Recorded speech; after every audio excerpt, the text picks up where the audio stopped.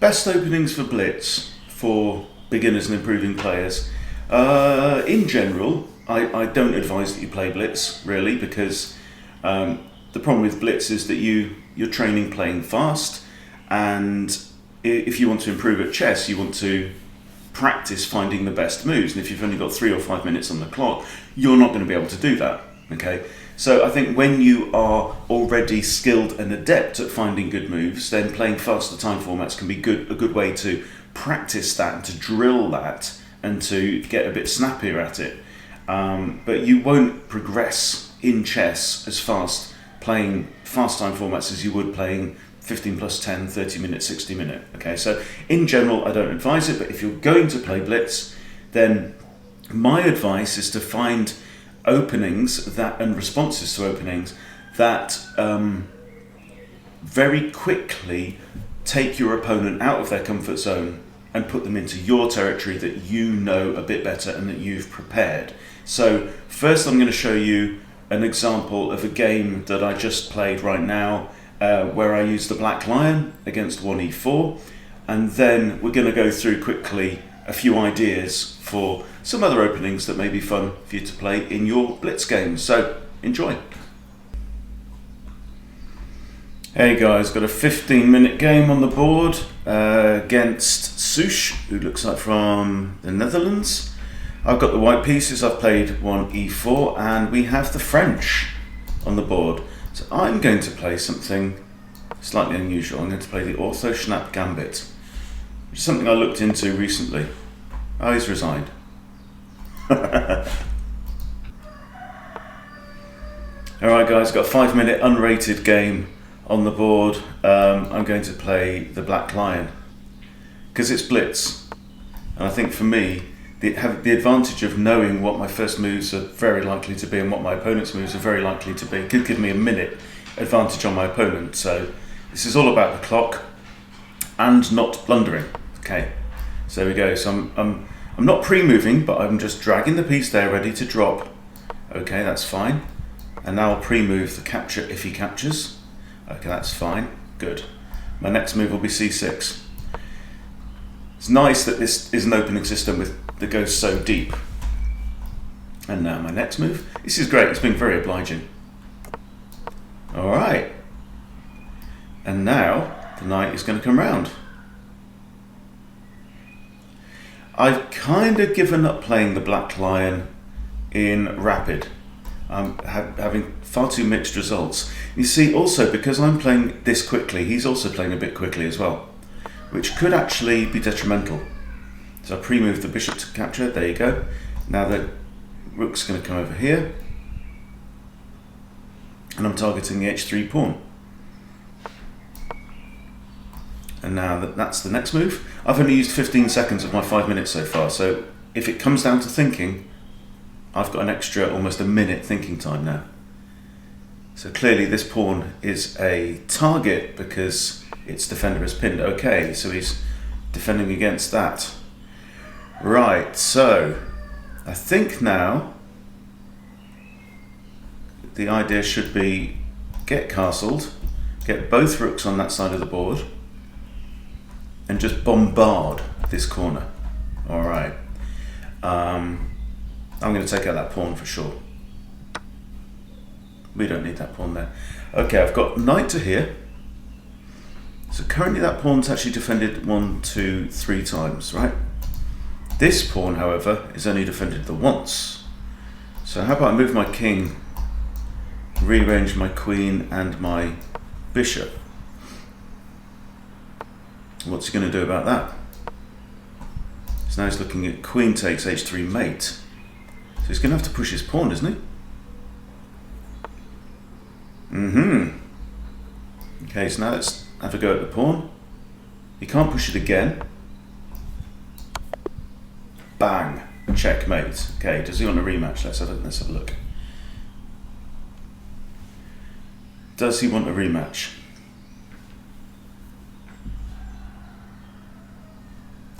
Looks like he doesn't. Okay, so what ideas have you got for blitz openings that will quickly knock your opponent out of their preparation and put them into your lap. So let's start, if you're playing white, with e4. So my game's playing white. Okay. After e4, I play e4 most, and then e5 by far the most common. So with e5, I think the centre game, going for the Danish gambit, makes a lot of sense. If they take and come up with an attack like this, and I've got a very, very good hit rate with this, as you can see. So 62% at this point in the game against 35 for black. Very, very good. Very, very good success rate for that. So that's e4, e5, that's my recommendation. I mean, you might want to go for the King's Gambit as well. That's all good.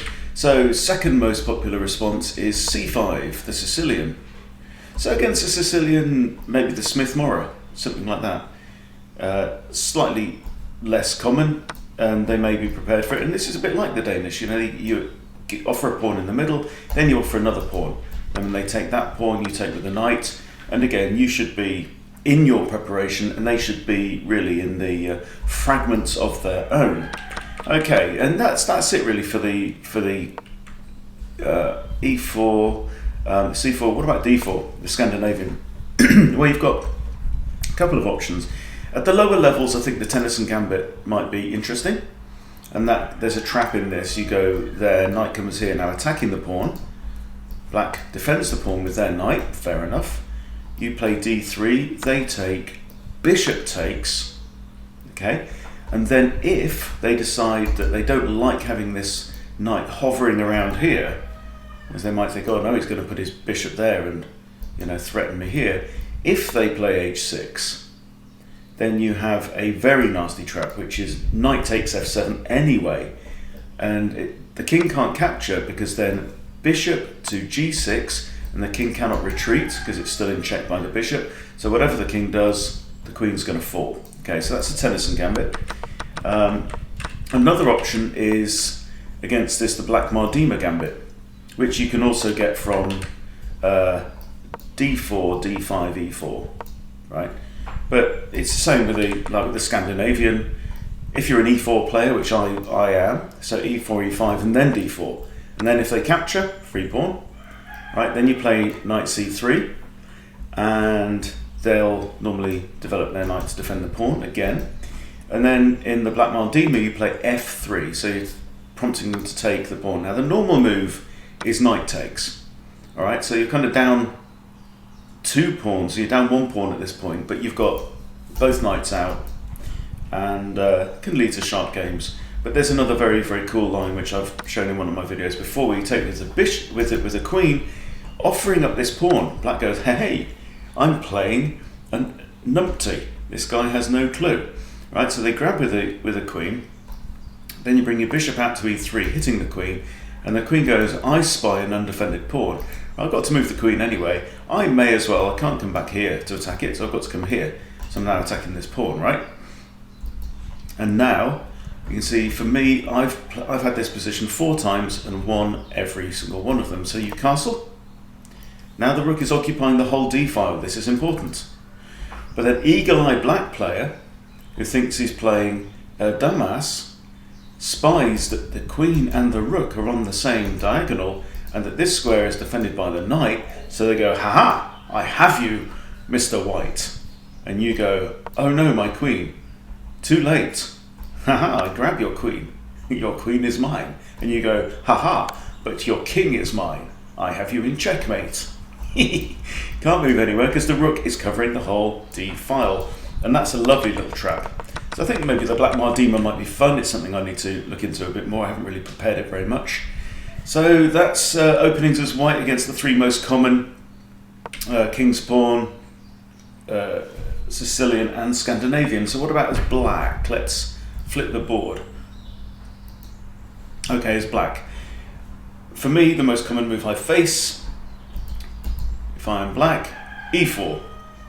4,000 times against d4, only 1,400 times. So this, now you don't really want to be playing e5 now. because you could end up with the bishop's opening, you could end up with the knight coming out, you could end up with the Vienna, all kinds of things, funky things could go on. So I probably don't recommend that. The Scandi is maybe an idea, and then you can go for this, and then if your opponent's probably prepared for waiting for queen to come out and hit the queen and etc. Right, but you might do better with the modern Scandinavian with the knight there, and if they try and defend their pawn, then you've got this Icelandic gambit idea here, where you're not really attacking the pawn there, but what you're going to do is say knight comes out. You might develop your knight first. Okay, knight comes out there, say, and now you put your queen here. So it looks as though you're simply preparing to castle, which is no bad thing. Put your rook on the semi-open d file, yeah. And if they do something, normal, like I don't know, bring the queen out there, for example, you've got takes pawn with a discovered attack on the discovered check on the king. So that's quite interesting.